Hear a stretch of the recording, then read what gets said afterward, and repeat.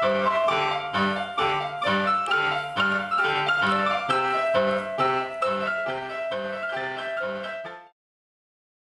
I'm Matthew Duncan. I'm Brian Foley. And together we are Bambouk. Indeed. Tonight we're doing Otto&Lewis, a comedy cabaret spectacular. Awesome. So first, let's just talk about how long have you guys been working together? Since 2003 is when we met. It's 2009 now, so that's 6 years. 6 years. Yeah. We actually were roommates before we worked together, and I guess that's kind of how we figured out how we could live with one another. We were in different shows at the time. My show was about recycling. His show was about garbage. And together, after hours, our casts would get together and fight it out. And they usually won. Yeah, that's true. We're drummers, though. Recycling shows kind of they attract Recycling is hippies. So weak. You know, bald-headed hacky sack. Yeah. Yeah. Yeah, no. So that's where we met, and then we started putting together. My background is music, and then juggling, and those sorts of things. Then I came to the circus world through that path, and he had a different path. Yeah, I have a theater background with a lot of magic as well, and musicals and cheesy stuff like that. And I learned to juggle. I taught myself to juggle when I was about 10 years old, 9 or 10 years old. And we realized that, the way I always say is that, hey, your chocolate's in my peanut butter, your peanut butter's in my chocolate. Hey! Yet we're heterosexual. But he always I have proof now. Yeah, I will soon. I'm getting married is what I'm trying to say. Yeah. Hi, Harry. Sounds like you've been working a long time on that. That's true. You gotta put a ring on. So yeah, so we're doing some material. Why don't I ask you some questions? All right, go ahead. Please, for the love of God, ask a question. All right, so you talked a little bit about your background, before you came into clowning, but are there any clowns that serve as either mentors or just as inspirations? Yeah, I certainly remember seeing Lou Jacobs at Ringling Brothers. Absolutely, I remember Lou Jacobs. Later on in my life, I studied with Stephen Ringgold at NYU, fantastic clown teacher, really fantastic clown teacher. And then a little bit later, certainly I worked with Larry Pizzoni, both on stage and in a classroom setting, and I learned a lot from Larry as well. But everybody I've ever worked with, Mike Smith, Adam Kukler, Watson Kowecki, a cruise ship show, learned a lot from them. Any teacher I've ever had, the Goofs, everybody in that crowd, fantastic. And everybody I've ever seen, I've tried to steal as much as I can. I kind of fell into clowning sort of by accident, so I was I'm pretty unschooled. I was one of those street performer juggler types who made one-liners, except my one-liners weren't very funny. So I went to this, every year in St. Louis they had a street performing contest, and for years I had gone and either not placed or placed third out of 4. But one year I decided I didn't want to talk anymore, so I bought a nose at the local clown store, and I didn't even want to invest in the glue, so I just put some tape in the nose, just taped it to my face, and just went out there and did exactly the same thing, and except without the one-liners, and I got more laughs without talking. So that worked. That was sort of the beginning. That was the aha moment for me. That was, hey, maybe this will work for me in some way. Yeah, inspirations abound.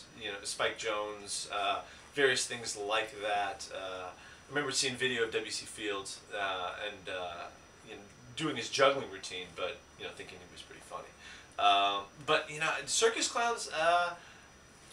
I went to the circus a lot, but I can't say that I fixated on any particular clown. So.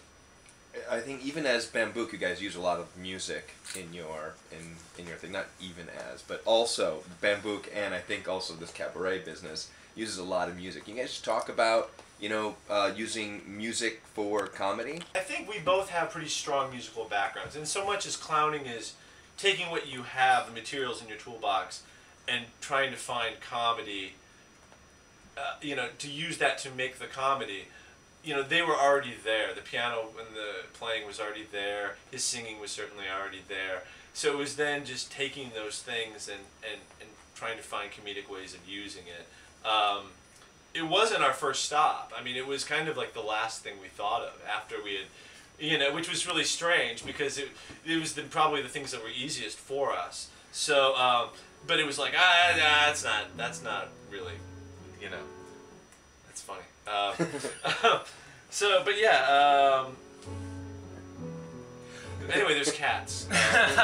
Well, for me, my perspective, and I'll keep it short, is that as much as comedy has an inherent, good comedy has an inherent rhythm, playing the music together keeps us as performers in rhythm together. And when we choose to break that rhythm or change the rhythm, as performers we can do that together. And it's a very, it's a way that carries forward very emotionally. It's an easy connection to bring that rhythm between the performers and share it with the audience. Certainly we have a kind of European sensibility. We like the old-time European clowns, Grok, and all the rest of them. And so, you know, and so there's not a whole lot of people doing the musical clowning thing right now. There's a way to be different as well. I know you performed in lots of different countries, lots of different venues, lots of different, you know, just from, I don't even know everything that you've done. It's true. But yeah. what... We'll come to your birthday party. Yeah. Anyways, just yours. But first of all, just tell us some of those, and then also of them, what are your favorite venues to perform in, and why? Yeah. My favorite has to be the bar mitzvah circuit. No, I'm kidding. He's really kidding. I'm really kidding. You know, some of the stranger, more niche gigs, the more specific jobs for us, I think is where we found the most success. There was there's a nightclub setting, like a late night nightclub up in the Catskills, where we first developed this show that we're doing tonight, the Otto and Lewis characters. And we've found tremendous success with that audience there with this show. Certainly in China on the AMI and Hilario festivals, we've been able to learn a lot about what that audience finds funny. And I've learned a lot of Mandarin in order to make that happen. A lot. No. It's fun. Well, when he does his China show, it's kind of amazing. He speaks more in Chinese than any other performer in that venue. Wow. He just starts riffing in Chinese. He's going to eventually be able to do Chinese stand-up by the end of That's it. already kind of what I'm doing. Yeah. So, yeah, I think for me, I would say the specific venues, and certainly like the smaller venues, because I guess you get the... We can't fill a big house, is what he said. well, yeah, I know. Well, but I think some of these China trips have been, you know, lots of people, and it's very hard to check in with everybody. Certainly, Downtown Clown has been really good for us as performers here in town. It was, I think, the place where we first really debuted our duet work here in New York City. We got a really nice response. It was really encouraging, and the fact that we've been able to come back and continue to share work in a number of different capacities here it's been really good artistically, and it's been really good for our careers. You know, people get to see us work. And they say, "Hey, we like that. Come on, let's I want to give you some money."